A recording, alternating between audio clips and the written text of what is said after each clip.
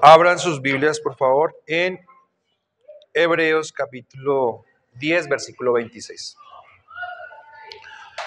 Hoy vamos a estar hablando, vamos a darle continuidad a un tema que ya hemos tratado acerca de la voluntad, pero hoy vamos a hablar acerca de la voluntariedad, ¿no?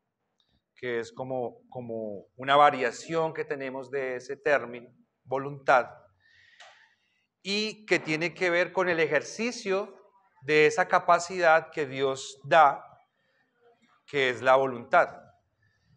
Hemos hablado de la voluntad de Dios, pero Dios también nos ha dado a nosotros la bendición de poder compartir esa capacidad de ejercer dominio sobre facultades que Él nos ha provisto a través de esto que nosotros llamamos voluntad, ¿sí?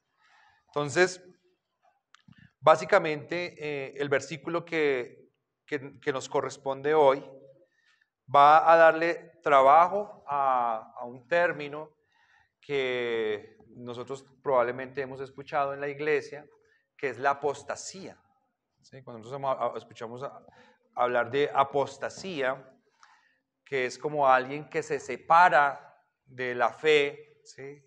Y se convierte en un enemigo. Para nosotros es importante que podamos comprender cómo surge ese proceso, ¿sí? Cómo la Biblia nos explica a nosotros sobre cómo llega alguien a estar en un estado que alguien le pueda denominarlo como un apóstata, ¿sí? Y que pensemos si ese término solamente puede ser aplicado a otros o si en alguna forma pudiera llegar a ser aplicado a nosotros. ¿Qué nos dice la Biblia sobre eso? Eso es lo que vamos a estar estudiando hoy. Entonces, continuamos con el estudio ordenado que llevamos de Hebreos, que hemos titulado ¿cómo? Jesucristo, fiel sumo sacerdote. Jesucristo, fiel sumo sacerdote. El título de nuestra enseñanza de hoy es ¿pecaremos voluntariamente? Entre signos de interrogación. ¿Pecaremos voluntariamente? Y el texto que nos corresponde se encuentra en Hebreos capítulo 10, versículo 26. Les quiero pedir el favor que me acompañen con la lectura. Vamos a leer fuerte. Dice, porque si pecaremos voluntariamente, después de haber recibido el conocimiento de la verdad, ya no queda más sacrificio por los pecados. Entonces, aquí vamos a tener una transición o una evolución en lo que nosotros hemos venido analizando del libro de Hebreos, ¿sí? Ya Hebreos nos ha venido trayendo en unos estadios de llamado de atención, pero estamos en una condición de clímax donde ya el autor nos ha explicado con muchas fórmulas, de una manera muy pedagógica, lo que es el Evangelio, ¿sí? Lo que significa el Evangelio, lo que significa la obra de Cristo, lo que Dios ha hecho por el pecador, al punto que los que están oyendo esta carta y los que hemos estado estudiando, en este momento, pues para nosotros ya no es como un tema desconocido. ¿Qué es lo que Jesucristo ha hecho por nosotros?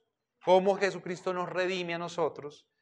¿Cuál es la condición nuestra como pecadores? ¿Sí? Nada de eso, porque eso ya lo ha trabajado el libro. Y ya nosotros tenemos un conocimiento base sobre eso. Entonces, teniendo en cuenta esa base de conocimiento, entonces el autor nos va a introducir en una aplicación, que es una aplicación reflexiva, frente a todo el conocimiento que nosotros hemos tenido, para que nosotros nos hagamos un planteamiento y pensemos en este mismo trasegar, en esto que Él nos ha llevado a nosotros, del camino nuevo que se nos ha abierto en Cristo Jesús, pues las posibilidades que tenemos. Él nos ha animado, nos ha dicho, ustedes deben caminar animándose unos a otros. Ustedes deben caminar incitándose al amor y incitándose a las buenas obras. Eso nos ha hablado como la parte positiva, pero para nosotros entender las cosas, también necesitamos que a veces se nos explique la parte negativa. Nosotros hacemos así con nuestros hijos, ¿cierto? Haz esto, ¿y por qué? No, porque si tú lo haces, te beneficia, te ayuda, te sirve, ¿sí? ¿Y por qué? ¿Sí? Y si no lo hago, no, es que si no lo haces, pues pasa esto, esto, esto. Para nosotros, para todos es importante conocer las dos caras de la moneda, ¿sí? Tanto lo positivo como lo negativo para poder tomar decisiones con conocimiento, como dice acá el texto. Entonces, vamos a ir al primer punto de nuestra enseñanza, que lo hemos titulado ¿lo haremos? ¿Lo haremos? ¿Pecaremos voluntariamente? En signo de pregunta, y el primer punto es un signo de pregunta. ¿Lo haremos? Y vamos a leer la primera parte del versículo que dice: porque si pecaremos voluntariamente. El autor acá está haciendo uso, una vez más, del sí condicional, ¿sí? Y nos está planteando un caso hipotético. Si pecaremos voluntariamente, un caso hipotético donde él mismo se vincula. ¿Sí? Sería diferente si él hablara de los pecadores, ¿sí? De los malos, de los que obran mal. Pero él está diciendo, si nosotros, todos los que estamos aquí, pecaremos voluntariamente. Entonces, es la primera apreciación que él nos va a colocar en este caso. Y esta asociación que él está haciendo la está vinculando al versículo anterior, lo está conectando a través del por qué, ¿sí? Y el versículo anterior nos hablaba a nosotros acerca de no dejar de congregarnos, ¿cierto? No dejen de congregarse, no dejen de venir a la iglesia, no dejen de participar de la comunión con sus hermanos. Y como consecuencia viene este versículo que dice, porque si pecaremos voluntariamente, de alguna manera nos está diciendo que lo que nos estaba diciendo en el versículo pasado, que es una enseñanza acerca de la importancia de la comunión de los hermanos, ¿sí? De lo que se obtiene a través de poderse congregar, pues en este versículo lo primero que nos va a plantear es que no congregarse es un pecado. No asistir a la comunión con los hermanos es un pecado. Y lo que él está diciendo acá es que si alguno participa de ese pecado voluntariamente y prosigue, ¿cierto? Lo que vamos a seguir viendo en la predicación. No solamente está hablando de una inasistencia eventual, que todos la pudiéramos tener, ¿cierto? A cualquiera de nosotros se nos pudiera presentar una situación de enfermedad, una situación de última hora compleja que nos impida venir a la iglesia un día, ¿sí? Eso no es lo que está planteando el autor. Lo que el autor está diciendo es que el tener la costumbre de dejar de congregarse, como él dice en el versículo anterior, ¿sí? No dejando de congregarse, como algunos tienen por costumbre o como algunos empiezan a acostumbrar, ¿cierto? Tiene unas consecuencias que desembocan en pecado, ¿sí? Tiene unas consecuencias que van a desembocar en una condición natural del hombre que procede del alejamiento de la congregación o del alejamiento del vínculo con la congregación y claramente, pues primeramente con Dios, ¿no? Porque la congregación se reúne para adorar a Dios. Esa es la importancia de esta reunión que tienen los hermanos, que se reúnen con un propósito. Ese propósito es el de adorar, el de alabar a su Señor Jesucristo. Y cuando una persona deja de participar, pues se está exponiendo a consecuencias que sí o sí lo van a afectar, ¿sí? Hay personas que de pronto dicen, yo voy a empezar a comer más poquito. Y si esa persona cumple con ese propósito, nosotros sabemos que eso va a tener unas consecuencias, ¿cierto? O una persona puede decir, yo voy a dejar de comer esto, ¿sí? A partir de hoy yo voy a dejar de comer frutas y verduras. Inmediatamente sabemos nosotros que eso va a tener unas consecuencias en su organismo porque le puede generar una descompensación. en algún caso, ¿cierto? Entonces, de la misma manera lo que nos está diciendo el autor es que cuando una persona deja de participar de la comunión con sus hermanos, eso va a tener unas consecuencias, y son unas consecuencias innegables, ¿sí? Y son consecuencias pues que no se pueden subsanar, ¿sí? Yo puedo llegar a la iglesia y decir, ay no, lo que pasa es que la semana pasada estaba muy cansado, ¿sí? La semana pasada me tocó una semana terrible, no te imaginas la semana que me tocó. Entonces, por eso no asistí, no, listo. O sea, no hay problema. Eso es entendible en todos los casos. Pero las consecuencias son, o sea, o lo que se pierde al dejar de congregarse, pues es algo que es irreparable, ¿sí? Es algo que es irreversible, es algo que nosotros no podemos solucionar ya, ¿sí? Ni por más que nos digan que está bien, que es comprensible, que no hay problema, ¿sí? Es irreparable. Entonces, eso es lo que primero está haciendo mención el autor, ¿sí? Él nos está asociando este versículo con lo que se había dicho anteriormente. Recordemos, mis queridos hermanos, que lo que nosotros hemos estado estudiando está en un contexto de un pueblo judío que mientras adoraba a Cristo los domingos, muchos de ellos iban al templo, ¿cierto? Participaban de las ceremonias del templo al mismo tiempo y muchos de ellos se sentían seducidos por ese misticismo y por esa espectacularidad que tenía el culto judío en ese momento. ¿Mm?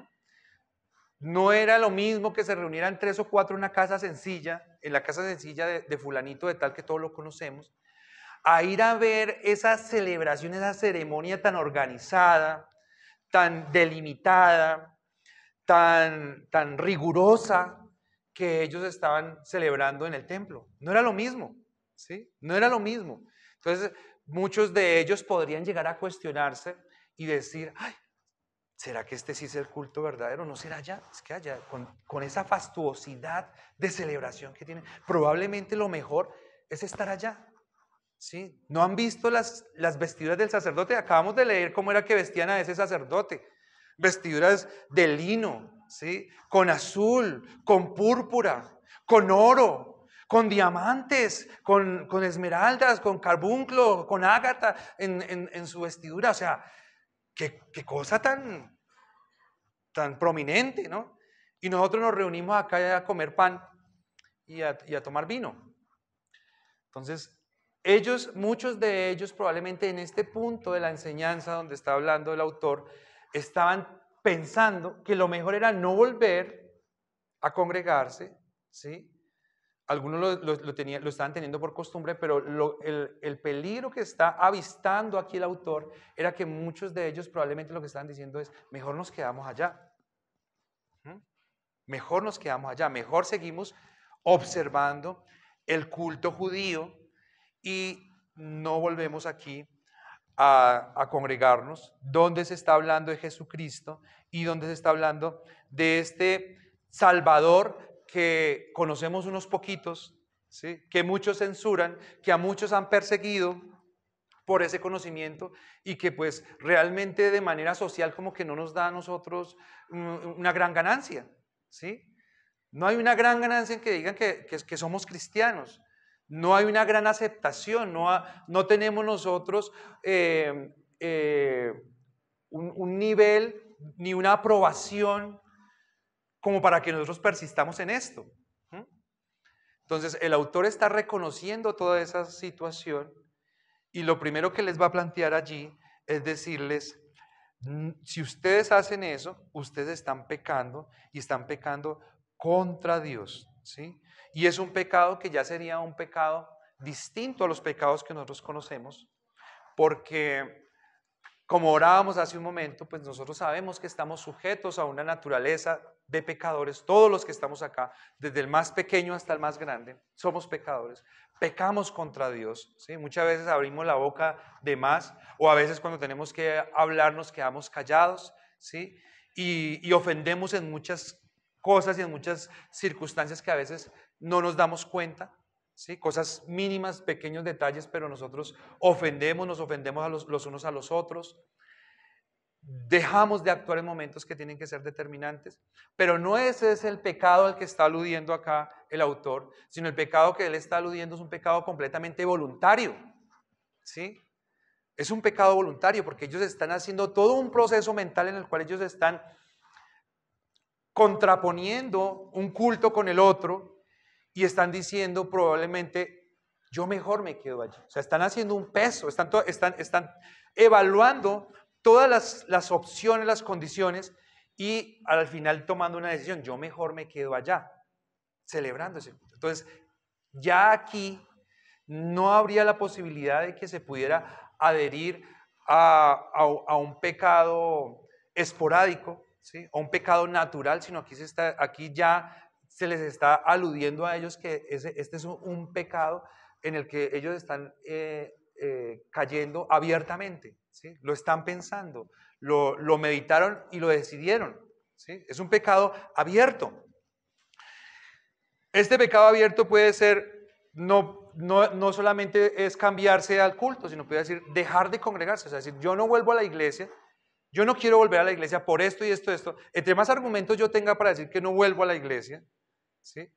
Pues más me estoy yo autoincriminando, porque yo estoy diciendo, lo estoy meditando muy bien, ¿sí? Y lo tengo claro, y lo estoy haciendo con un pleno uso de mi razonamiento, que es lo que está diciendo aquí el autor. El autor lo que nos plantea a nosotros, mis queridos hermanos, es que humanamente nosotros pudiéramos tener razones de peso para no querer seguir con Cristo. ¿Sí? Humanamente. Y son totalmente razonables. ¿Sí? En el caso de ellos en el primer siglo, pues ellos habían visto morir familiares.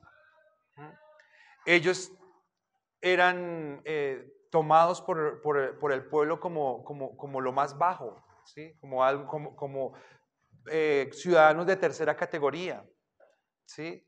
Creer en Cristo pues era para los judíos, recuerden que los primeros creyentes habían sido judíos, pues era como ser un traidor. Sí, casi que para muchos judíos un cristiano era peor que un publicano. ¿Ustedes se acuerdan cómo querían a los publicanos, no? Que eran personas de la misma nación que los contrataba el Imperio Romano para que le cobraran impuestos a sus conciudadanos. Judíos cobrándole impuestos a otros judíos para el Imperio Romano. Los detestaban, los odiaban, ¿sí? Eran lo peor, eran basura. Los cristianos pues se han metido con una médula mucho más profunda, que era la religión, que era lo que más apreciaban ellos como pueblo. Y habían dicho, no es esta la religión verdadera o no es aquí donde tienen que quedar, sino ahora tenemos que seguir a Cristo. Eran mirados con desprecio. Entonces, humanamente habían razones para no querer seguir en el camino del Señor, ¿sí? No lo está desvirtuando el autor, ¿sí? Pero le está diciendo, aunque humanamente hayan razones, no deja de ser pecado. ¿Por qué no deja de ser pecado? Porque Jesucristo lo anticipó. Jesucristo es el mensaje que se ha venido enseñando y es el mensaje al que nosotros hemos sido expuestos desde el comienzo. Si Jesucristo nos hubiera hecho a nosotros una promesa distinta y nos hubiera dicho, vea, por causa de mí a ustedes los van a amar en todas partes, por causa de mí ustedes van a ser recibidos, ustedes van a ocupar los mejores cargos públicos, a ustedes les van a dar cupos gratis en los colegios cuando ustedes digan que son cristianos. Todo el mundo los va a querer y los va a recibir armoniosamente. Y eso se hubiese incumplido, pues tendría la iglesia razón de decir, no, es que esto está muy difícil, esto está muy pesado, esto está muy complicado, ¿sí? Pero la predicación del Señor Jesucristo lo leímos nosotros ahorita, ¿sí? En Marcos, capítulo 13. Seréis aborrecidos por todos por causa de mí. Los van a llevar presos, los van a encarcelar, los van a azotar, ¿sí? Nadie los va a querer. Y la enseñanza del Señor Jesucristo es, anden por el camino angosto.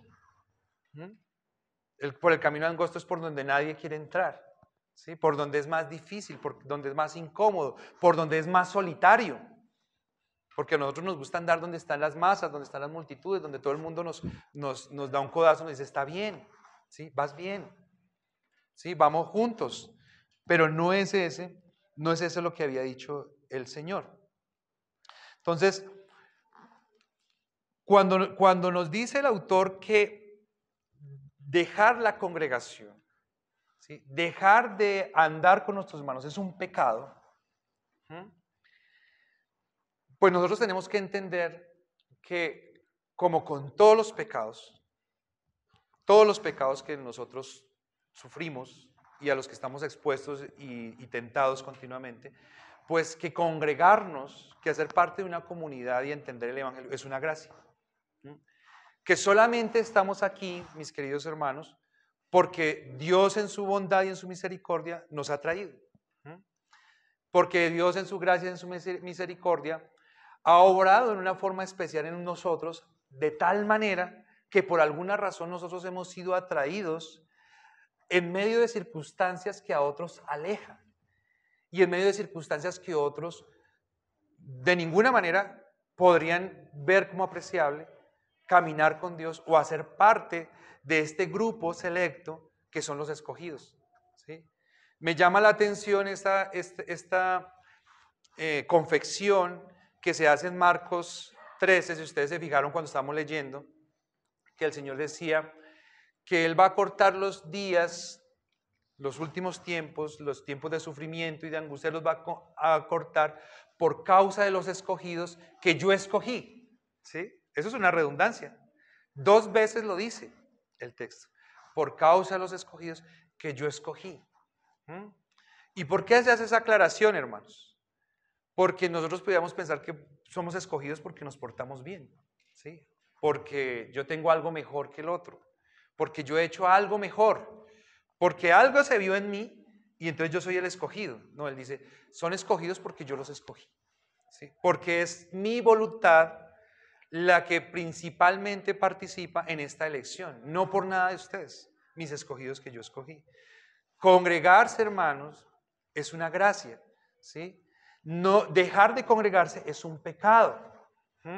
Y es un pecado en el que nosotros estaríamos despreciando la gracia que Dios nos ha dado. Y es algo que nosotros no podemos hacer voluntariamente, ¿sí? Porque nosotros decimos, yo me dejo de congregar porque es que fulanito no me saludó, fulanito me trató mal. Bueno, las razones que nosotros podamos tener, cualquiera que sea, pero lo que nosotros tenemos que entender es que esto es un tema de incumplimiento directamente a Dios, de incumplimiento directamente al Señor. Entonces, de incumplimiento directamente sobre la gracia que Dios nos ha dado y la cual estaríamos despreciando. Dice la palabra del Señor en Números capítulo 15, versículo 30. Mas la persona que hiciere algo con soberbia, así el natural como el extranjero, ultraja a Jehová, esa persona será cortada de en medio de su pueblo. ¿Qué es actuar con soberbia? ¿Sí? Es una persona que dice, yo sé, ¿sí? Está mal, estoy ofendiendo, está fallando, pero lo voy a hacer, ¿sí? Y asumo las consecuencias. Me dé a donde me dé, yo lo hago. Eso es soberbia.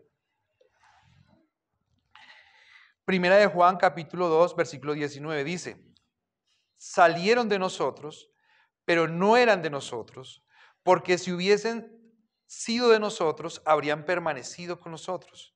Pero salieron para que se manifestase que no todos son de nosotros. ¿Qué nos está diciendo acá el apóstol Juan?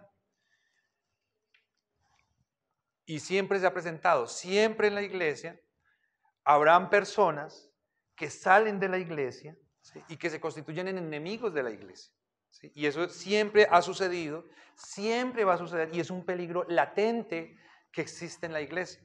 Nosotros tenemos que observarlo, tenemos que considerarlo, ¿sí? Y lo que nos está diciendo acá el autor no es eso, porque eso es algo que siempre se ha presentado en toda la historia del pueblo de Israel. Lo que nos está poniendo acá y lo que nos está planteando el autor es, ¿seremos nosotros? ¿Sí? ¿Seré yo?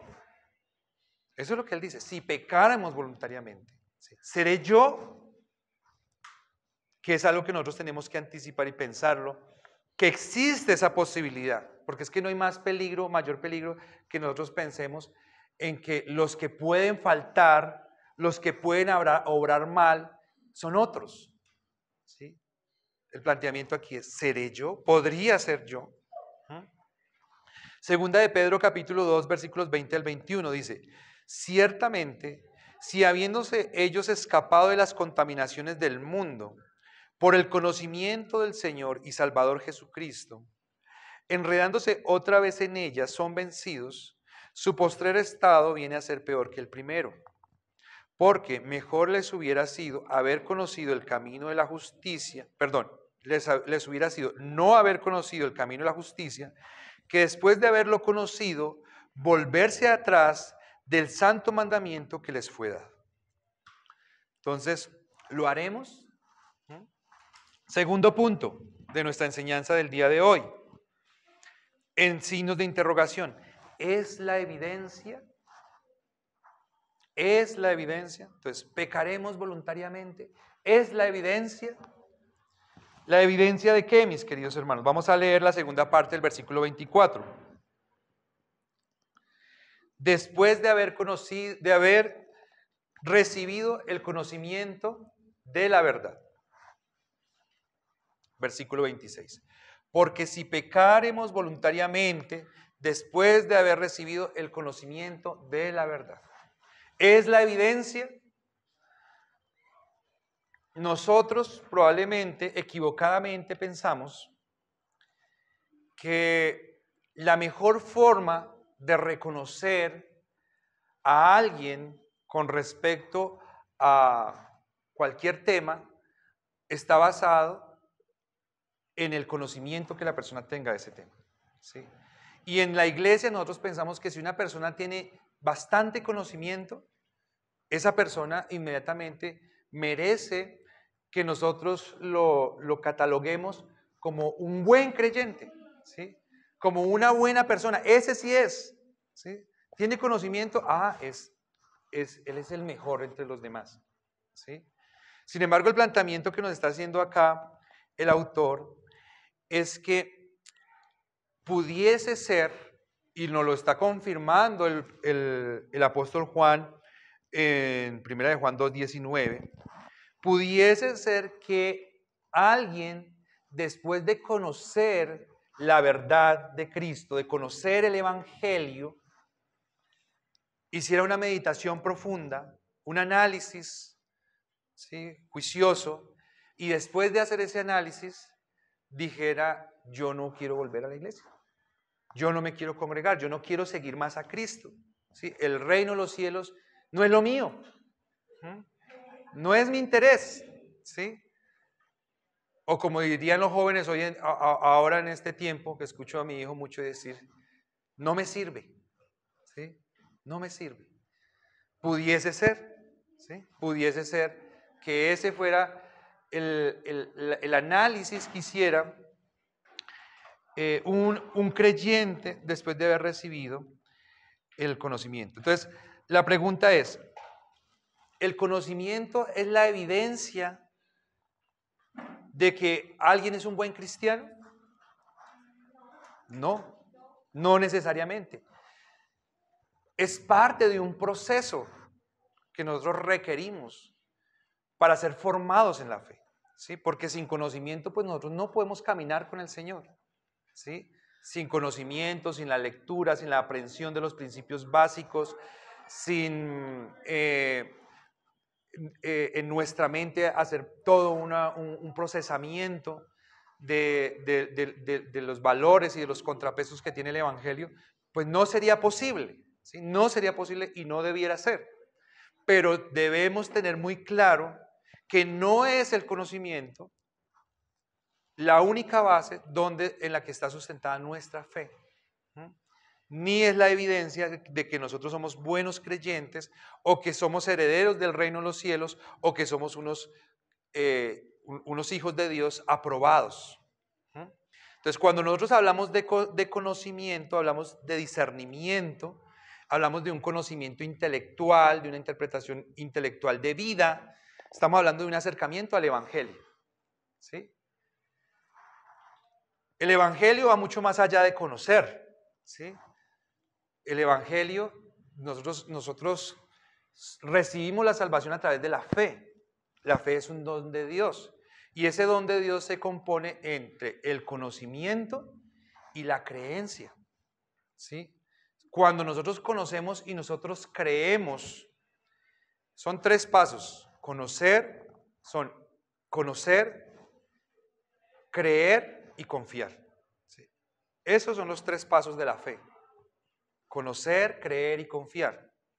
Solamente cuando nosotros conocemos, es decir, tenemos un conocimiento intelectual que es necesario, cuando nosotros creemos eso que estamos conociendo y nosotros podemos confiar en Cristo a través de ese conocimiento, hay un complemento o la vida del ser humano es transformada, ¿sí? Es lo que nosotros llamamos la regeneración. Hay una transformación. Pero si solamente se queda en conocimiento, pues estamos cortos, ¿sí? Estamos a mitad de camino. Y lo que nos está diciendo acá el autor es que lo que ha sucedido, él lo pone como un caso hipotético, pero nosotros lo hemos leído en otros textos, que eso sucedió, ¿sí? Sucedió entre el mismo ministerio del Señor Jesucristo, donde él escogió a 12 discípulos, y de esos 12 discípulos, uno era uno que lo iba a traicionar, ¿sí? Que lo iba a vender y que se iba a perder.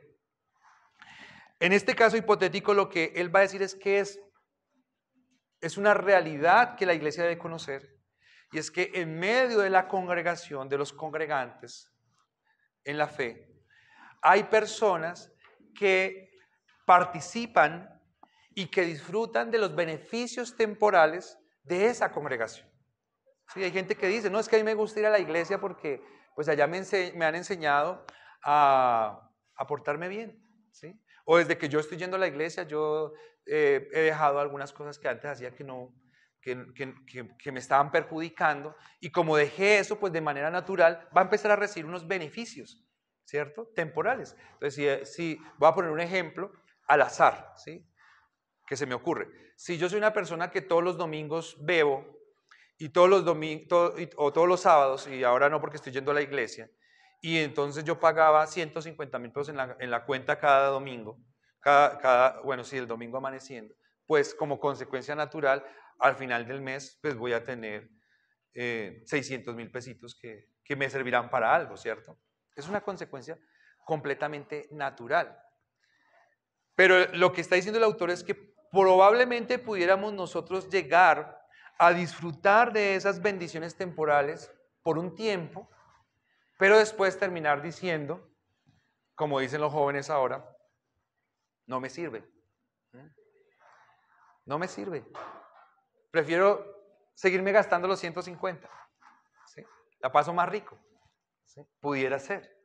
O sea, eso es lo que nos está diciendo aquí el autor. ¿Sí?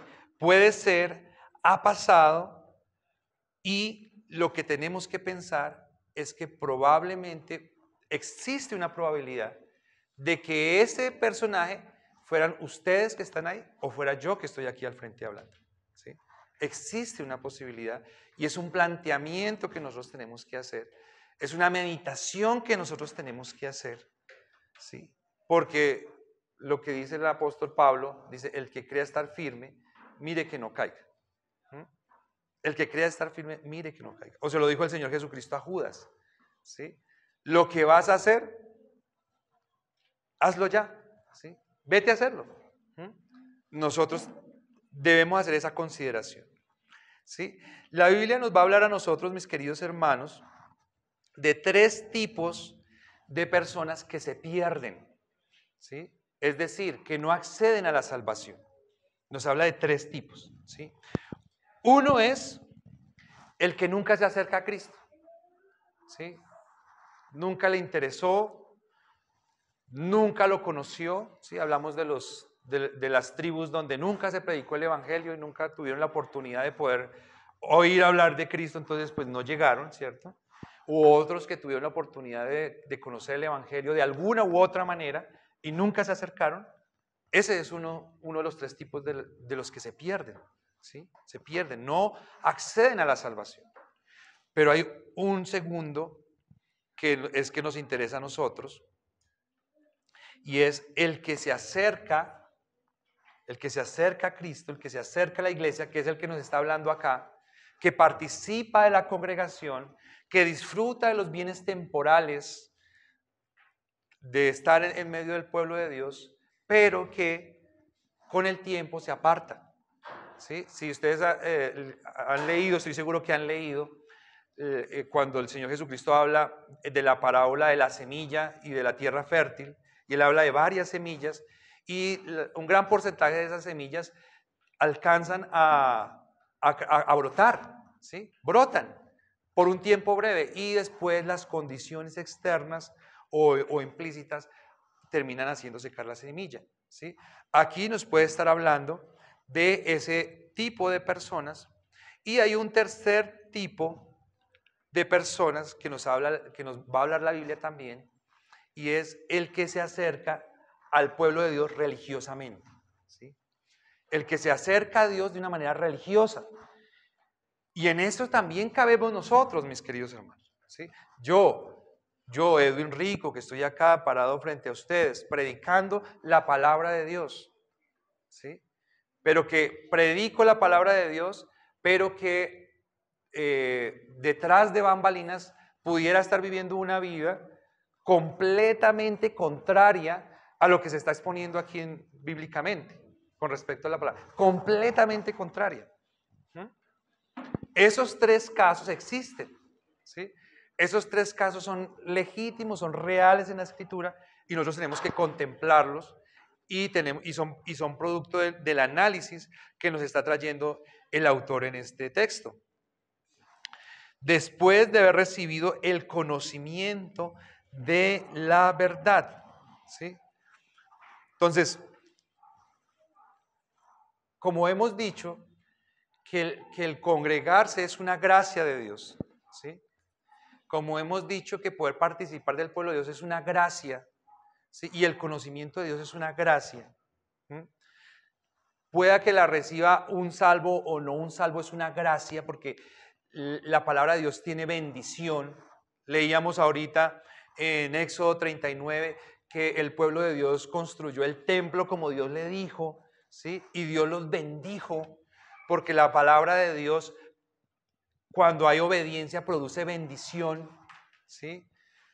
Entonces, la bendición es tanto para todo el que obedezca, ¿sí? Sea creyente o no sea creyente, ¿sí? Si en una sociedad se adoptan las normas morales bíblicas para ponerlas por obra, pero no creen en Dios, de todas maneras esa sociedad va a recibir bendición, porque esa es la naturaleza de esa norma, ¿sí? Recibir bendición. Probablemente no reciba salvación, pero van a recibir las consecuencias naturales, que es la bendición, que es una sociedad que prospera, que es una sociedad que tiene un orden y una regulación mayor a quienes no aceptan esa normatividad bíblica. Pero como nosotros estamos diciendo que esto es una gracia, ¿sí? El congregarse, también tenemos que tener claro y poner acá de antemano que la salvación como tal, ¿sí? La salvación del alma, la participación del reino de los cielos, también es una gracia, ¿sí? Es una gracia que Dios da. Recordemos que la palabra gracia quiere decir favor inmerecido, ¿sí? Un regalo que no merecemos, es un regalo que Dios da, ¿sí? Y como es un regalo que Dios da, la única persona que sabe a quién se lo da es ¿quién? Dios, ¿sí? Dios. Había un predicador que decía, que tenía una frase que me parece graciosa, que decía: nosotros como predicadores no podemos levantarle la falda al creyente para mirarle si tiene la C de salvo, ¿sí? O la P la S de salvo o la P de perdido, ¿sí? No podemos. O sea, no está en nuestro haber esa posibilidad de decir, bueno, yo le voy a decir a usted, a usted, a usted. O sea, yo no puedo, ¿sí? Yo no me puedo levantar la falda y mirarme y decir, yo soy salvo o estoy perdido. No puedo, ¿sí? Como esa es la condición nuestra, pues nosotros tenemos que actuar en consecuencia, ¿sí? Porque el peor error que nosotros pudiéramos cometer es pensar que nosotros sí estamos por ende incrustados en el paquete, ¿sí? Y que sí o sí nosotros vamos a entrar. Sería un error, y un error garrafal, al cual nos está abriendo los ojos, nos está exponiendo, el autor nos está abriendo los ojos para que nosotros no incurramos en esa falta. El conocimiento de Dios es una evidencia, pero es una evidencia circunstancial, ¿sí? No es una evidencia que determine el fin de nosotros, ¿sí? O sea, nosotros podemos conocer, pero si no ejercemos ese conocimiento, pues no nos sirve, no es útil, no es apto, no termina teniendo utilidad. Entonces, vamos a leer unos versículos que tenemos acá. Levítico 5:18 dice: traerá pues el sacerdote para expiación, según tú lo estimes, un carnero sin defecto de los rebaños, y el sacerdote le hará expiación por el yerro que cometió por ignorancia y será perdonado. Este versículo nos habla de que Dios perdona los pecados que son por ignorancia, pero que hay una gran diferencia, porque ahorita leímos qué es lo que Dios piensa del pecado con soberbia frente al pecado que se actúa con conocimiento. Mateo 27, versículos 39 al 46. Y los que pasaban le injuriaban meneando la cabeza y diciendo: tú que derribas el templo y en 3 días lo reedificas, sálvate a ti mismo, si eres hijo de Dios, desciende de la cruz. De esta manera los principales sacerdotes, escarneciéndole con los escribas y los fariseos, y los ancianos decían: a otro salvó, ¿asimismo no se puede salvar? Si es el Rey de Israel, descienda ahora de la cruz y creeremos en él. Confió en Dios, líbrele ahora si le quiere, porque ha dicho: soy hijo de Dios. Aquí tenemos un ejemplo muy, muy, muy maravilloso acerca de personas que tuvieron conocimiento, pero usaron ese conocimiento para convertirse en enemigos del reino de los cielos y en enemigos del rey que vino como emisario o que vino como diplomático a acercarnos al reino de los cielos. Ustedes se fijarán en nuestras naciones, mis queridos hermanos, que cuando un gobierno quiere tener contacto con otro gobierno, envía un diplomático, ¿sí? Por lo general un canciller, pero no está a cargo de las relaciones exteriores el soberano, ¿sí? O el ejecutivo que se elige para que represente esa nación. Sin embargo, Dios es el único que nos da ejemplo de que para Él acercar el reino de los cielos a los hombres, Él mismo viene. Él mismo se hace presente y establece contacto con nosotros, ¿sí? Y aquellos que debieron haberle recibido con los platillos, bombos y demás, ¿cierto? Son los que nosotros encontramos acá, injuriándole y escarneciéndole. Los que tenían el conocimiento, los que se paraban a predicar, ¿sí? Vean las cosas que le dicen.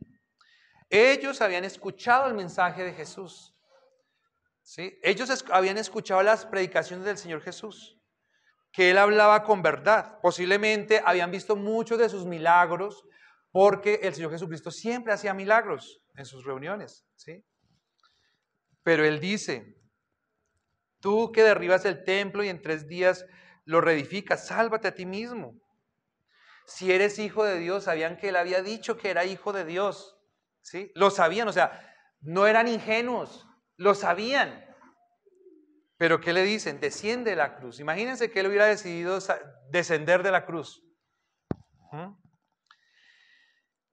De esta manera también los principales sacerdotes, escarneciéndole con los escribas y los fariseos, o sea, estaba toda la plana mayor, y los ancianos decían: a otro salvó, probablemente estaba haciendo referencia a los milagros que Él había hecho, ¿cierto?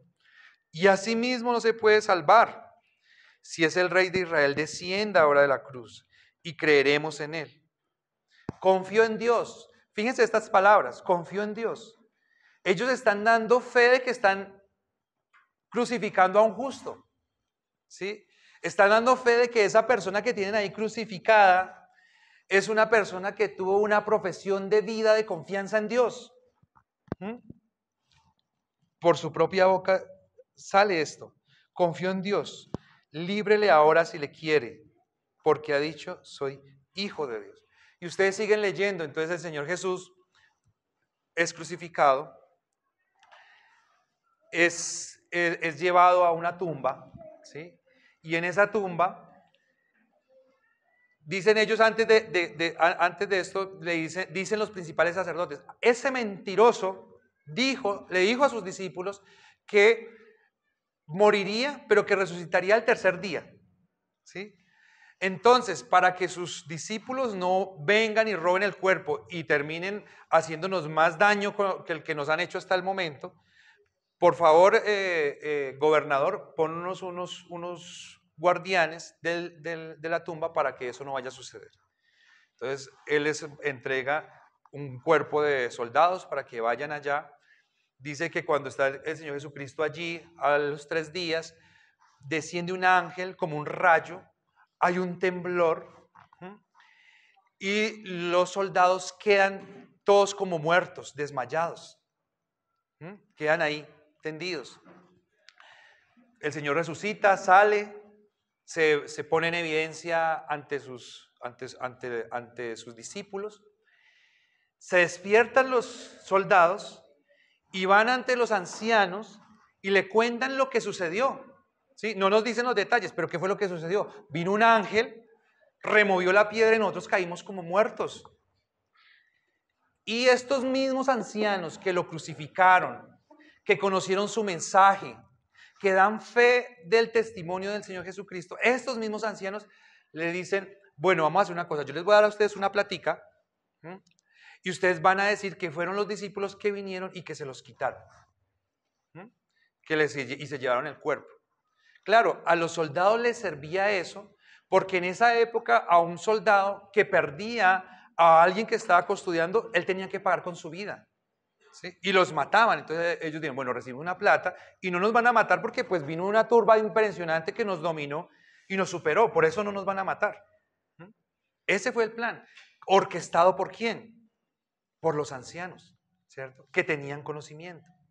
Por los que eran la crema innata de la sociedad del pueblo, los que enseñaban y los que conocían la verdad. Entonces hay un peligro muy grande, mis queridos hermanos, en que nosotros pensemos que solamente el conocimiento nos sirve como confianza para nuestra salvación, para nuestro trasegar en el camino con Dios. Mateo capítulo 25, versículos 24 al 30 dice, pero llegando también el que había recibido un talento, dijo, Señor, te conocía que eres hombre duro. ¿Sí han escuchado la parábola de los talentos, no? ¿Sí? O de los dones que hemos llamado. Entonces, a uno le dio 10, al otro le dio 5, a uno le dio 3 y a otro le dio 1. ¿Sí? El de 5 le llamó a dar cuentas y le dijo, Señor, me diste 5, toma 5 más. ¿Sí? El de 10. Me diste 10, te doy 10 más, el de 5 te doy 5 más, el de 3 te doy 3 más, pero llegó acá al de 1. ¿Sí? Pero llegado también el que había recibido un talento, dijo, Señor, te conocía, ojo a esta palabra, conocimiento, conocía que eres hombre duro, que ciegas donde no sembraste y recoges donde no esparciste. Este era un hombre con una teología profunda. Por lo cual tuve miedo y fui y escondí tu talento en la tierra. Aquí tienes lo que es tuyo. Respondiendo su señor le dijo, siervo malo y negligente, sabías que ciego donde no sembré y que recojo donde no esparcí, por lo tanto debías haber dado mi dinero a los banqueros y al venir yo hubiera recibido lo que es mío con los intereses. Quitadle pues el talento y dale al que tiene 10 talentos, porque al que tiene le será dado y tendrá más, y al que no tiene, aún lo que tiene le será quitado. Y al siervo inútil echarle en las tinieblas de afuera, allí será el lloro y el crujir de dientes.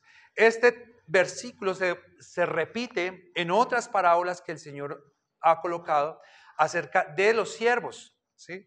Cuando nosotros hablamos de un siervo, mis queridos hermanos, el perfil que más se asemeja, el perfil que más se asemeja es a aquellos que Dios nos ha puesto para predicar la palabra de Dios, aquellos que Dios nos ha puesto para estar al frente de la iglesia.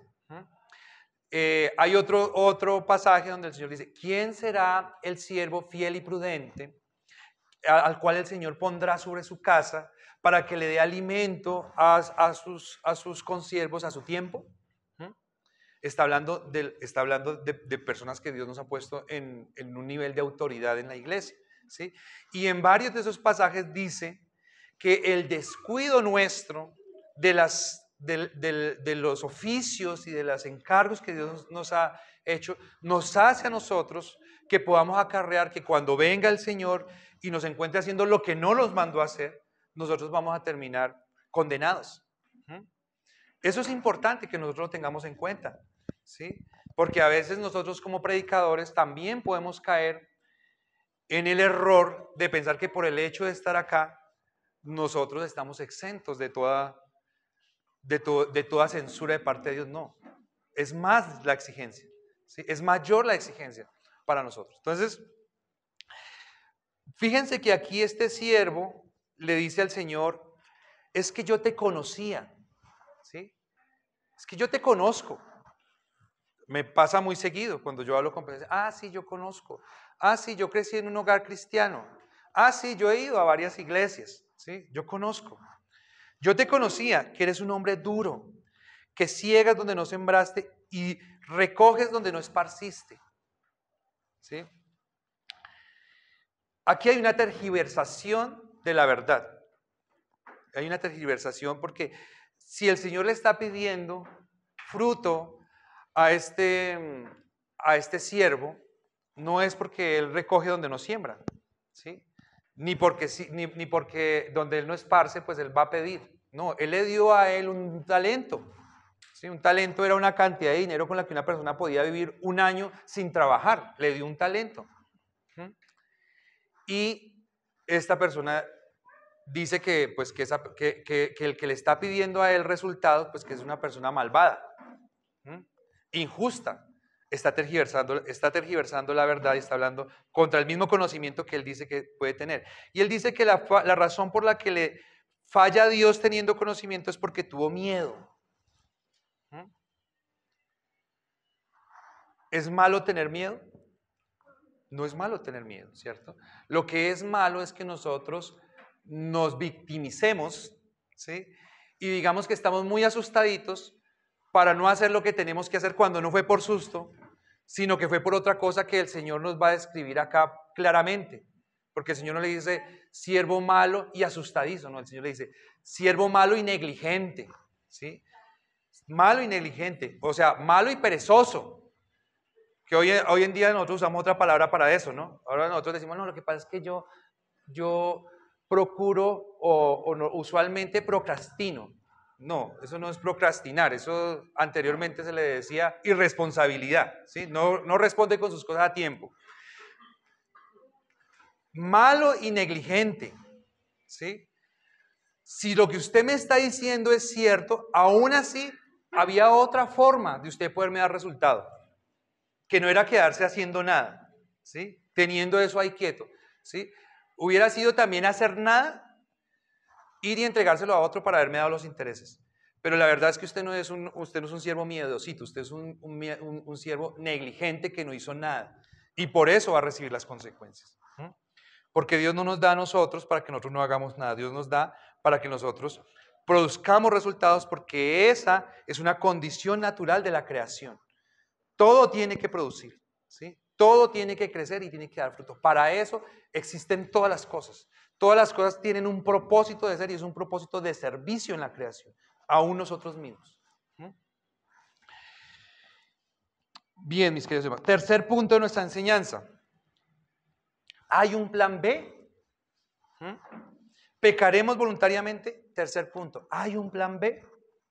¿Sí? Porque nosotros pensaríamos, mis hermanos, que si yo decido alejarme del Señor, alejarme de la congregación, alejarme del lugar donde Dios me ha puesto y del reino de los cielos y de su palabra, pues debe ser que hay algo, ¿no? Yo he pensado en que me voy a ir a algo que de alguna manera puede sopesar esto que yo estoy abandonando. ¿Qué dice la última parte del texto? La última parte del texto dice, ya no queda más sacrificio por los pecados. Y seguiría el versículo que nos corresponde la otra semana, que nos habla de un juicio, ¿sí? Es decir, ¿para dónde te vas? ¿Sí? ¿Qué oportunidad tienes fuera del Señor? ¿Sí? ¿Hay algo mejor que tú puedes elegir? Piensa en eso. Pensemos en eso nosotros que tenemos esa posibilidad. Tenemos la posibilidad de alejarnos de Dios, de separarnos de Dios, de alejarnos del Evangelio. Pero ¿para dónde nos vamos? Entonces hay muchos que dicen, ay, no, es que la vida cristiana es muy exigente, ¿sí? Y yo la paso muy bien en el mundo. Entonces lo que yo hago es que yo voy a estar en el mundo unos añitos y cuando esté cuchito, ¿sí? Ya no pueda mover ni una uña, entonces yo me arrepiento y busco de Dios y voy a la salvación. Esa es una buena opción, ¿sí? Y es una opción muy inteligente, muy bien pensada, ¿cierto? Aparentemente. La pregunta es, ¿y tendrá tiempo? ¿Cuenta con ese tiempo? ¿Tiene una carta del cielo donde le digan, sí, claro, usted puede hacer lo que quiera hasta los 98 años, los 98 años se arrepiente y a los 99 lo llamo? Ahí está complicado, está difícil, ¿cierto? Está difícil poder tener esa garantía. Ya no queda más sacrificio por los pecados, ¿sí? Podemos estar apartados, hermanos, tanto dentro de la iglesia como fuera de la iglesia. Nos podemos apartar del Señor, tanto dentro de la iglesia como fuera de la iglesia. Y siempre las consecuencias van a ser desoladoras para nosotros. Siempre las consecuencias van a ser nefastas. Nosotros no podemos engañar a Dios. No nos podemos engañar a nosotros mismos. ¿Sí? Las bendiciones que Dios ha puesto son bendiciones que están manifiestas. Pero también están manifiestas las consecuencias de no ser sinceros. Ya el autor nos habló a nosotros de que la mejor manera en que nosotros podemos caminar el camino o el nuevo camino que nos ha abierto en Cristo es con sinceridad. ¿Sí? Sin sinceridad lo único que nosotros podemos hacer es engañarnos a nosotros mismos. Ahorita vamos a leer unos textos de algunos que se engañaron a sí mismos. Acá nos habla en este último texto, y que es una frase que se repite, dice, al siervo malo atarlo y echarlo fuera, ¿sí? A las tinieblas, allí será el lloro y el crujir de dientes. Lloro y crujir de dientes. Y esto es muy interesante, mis queridos hermanos, porque nos plantea una persona que probablemente, entre los segmentos que hemos hablado, tuvo el conocimiento de Dios, pero con ese conocimiento decidió apartarse, ¿sí? Decidió no caminar con Cristo, decidió hacer su vida, vivir de la manera que más le satisfacía o mejor le acomodaba. Fue un razonamiento, ¿cierto? Cuando el llamamiento al cristiano es a humillarse delante de Dios, ponerse en rodillas y decirle, Dios mío, soy débil, ayúdame en esta debilidad y que pueda yo seguir caminando contigo. Sin embargo, este personaje que no se pudo humillar delante de Dios durante su vida, nos dice que cuando recibe la sentencia, ¿qué va a hacer? Va a llorar, ¿cierto? Va a llorar y se va a quejar. Lo que nos habla es que después de la venida de Cristo y del juicio, el ser humano perdido tendrá la capacidad de razonar sobre esa mala decisión que tomó en su vida de no caminar con el Señor. Mi pregunta ¿es eso inteligente? ¿Tiene eso lógica? Y cuando nosotros analizamos eso, pues toma mucha fuerza la frase de Pedro cuando le dice al Señor, Señor, ¿a dónde iremos? Es lo que está diciendo el apóstol Pedro, es, Señor, es que no hay plan B. Acuérdense de esa cita, mis queridos hermanos. El Señor les está dando una predicación donde les está explicando que Él es el pan de la vida, ¿sí?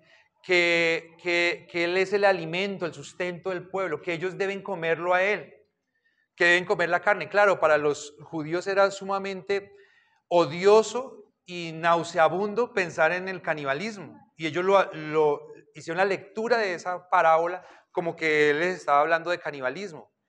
Entonces, muchos de los que seguían al Señor se fueron, ¿sí? Se fueron y no lo quisieron seguir más. Lo estaban siguiendo bastantes, ¿sí? Eran como 5,000 y 4,000 que ya les había dado de comer, ¿sí? Y que el Señor antes ya les había dicho, ustedes me siguen porque yo les di de comer, ¿sí? Solamente por eso. Entonces, cuando el Señor les dice eso, ellos se van, ¿sí? Un poco amoroso el Señor, ¿no? Para los que dicen que Dios es puro amor, ¿sí? Poco amoroso. Y cuando se van, viene y le dice Pedro, Señor, aquellos a los que tú les hablaste se ofendieron mucho por eso por esa palabra que tú les diste y ya no caminan con nosotros. ¿Mm? Y el Señor nuevamente, en vez de ser amoroso, que debiera haber sido más amoroso, les dice, ¿y qué? ¿Y qué con eso? ¿Se quieren ir ustedes también? Váyanse con ellos. Pero Pedro, que había recibido la gracia del Señor, de la fe y de la salvación, hace una meditación adecuada de lo que es caminar con Cristo y estar sin Él. Le dice, Señor, ¿a quién iremos? ¿Sí? Tú tienes palabras de vida eterna. Es un razonamiento correcto que hace Pedro, que el que no ha recibido el don de la fe no lo va a poder hacer jamás. Dice Juan 6, versículo 66. Desde entonces, muchos de sus discípulos volvieron atrás y ya no andaban con él. Juan 6, por si lo quieren repasar. Mateo 22, 13 dice, entonces el rey dijo a los que le servían, atadle de pies y de manos y echadle en las tinieblas de afuera, allí será el lloro y el crujir de dientes. Otra parábola donde el Señor usa esta misma expresión. Y en Lucas 13, 27, miremoslo, revisémoslo una carrerita, mis queridos hermanos.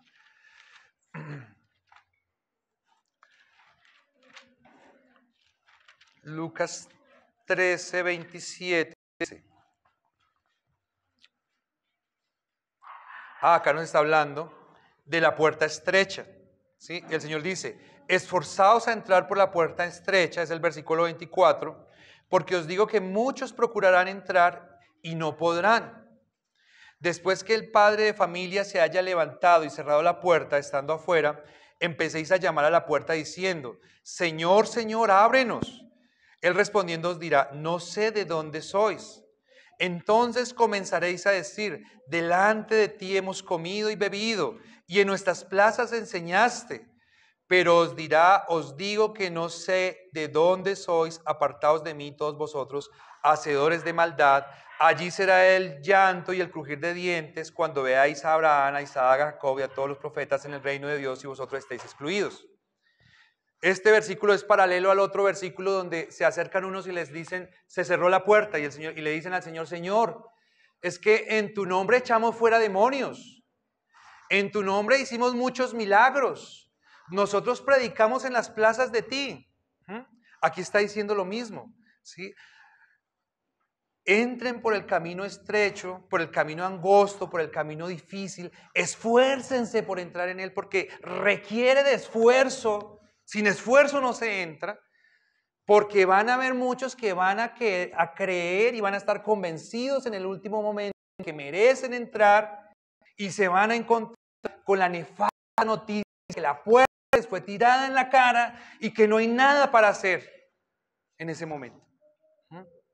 Entonces, hermanos, que el Señor nos ayude, que el Señor nos dé esfuerzo, ¿sí? Porque probablemente es a estas personas que les estaba escribiendo y a nosotros nos está encantando vivir una vida cristiana facilista, ¿sí? Muy fácil, muy llena de comodidades, muy llena de autosatisfacciones, pero a veces no estamos de pronto meditando lo suficiente en el esfuerzo que requiere vivir en el reino de los cielos y para el Rey que se nos ha acercado, que es Jesucristo. Amén. Oremos, mis hermanos. Señor, te damos muchísimas gracias por este tiempo que tú nos has regalado. por este privilegio enorme, Señor, que nosotros tenemos de podernos congregar, de poder ser expuestos a las Escrituras, Señor, de poder reflexionar en nuestra condición, Señor, de que tú hagas evidente, Señor, muchos de los pensamientos que probablemente hemos tenido, Señor, que estamos teniendo o que podríamos tener. Y que tú como un Padre amoroso, Señor, aunque hablándonos duro, nos muestres las consecuencias, Señor, de decidir mal o de elaborar mal, Señor, con el conocimiento que tú nos has dado. Hoy te rogamos, Padre maravilloso, que si al día de hoy el conocimiento del Evangelio que hemos recibido se ha quedado solamente en nuestra mente, pero no ha bajado a nuestro corazón, Señor, para que nosotros podamos creer en ti, que tú eres nuestro Salvador, que tú eres Dios Todopoderoso, Creador y sustentador de todas las cosas, Señor. Que necesitamos y dependemos de ti totalmente, Señor. Y que si además de eso, Señor, no somos capaces de confiar en ti, porque probablemente creemos que tú eres todo eso, pero nosotros vivimos de nuestro propio brazo y vivimos, Señor, de lo que nosotros podemos conseguir y conquistar sin depender de ti y confiar en ti, Señor. Hoy te pedimos, Señor, que tengas misericordia de nosotros. Hoy te pedimos, Señor, que nos ayudes porque probablemente estamos viendo que estamos más cerca de estar fuera de la puerta que adentro. Más cerca de estar andando en el camino ancho que en el angosto, Señor. Y hoy te suplicamos, Señor, ayúdanos, porque hemos entendido que solamente por la gracia tuya nosotros podemos transitar estas sendas y entrar también por la puerta estrecha. Hoy, Señor, nos encomendamos a ti. Hoy, Señor, hacemos una confesión de confianza, porque sabemos, Señor, que si tú no tuvieses un propósito con nosotros, no pondrías esta palabra para nosotros hoy. Solamente te pedimos, Señor, que nos ayudes a esforzarnos y que hagas que esta palabra produzca los resultados para los cuales tú los has enviado, resultados de salvación. Te damos muchísimas gracias en el nombre de nuestro Señor Jesucristo. Amén y amén.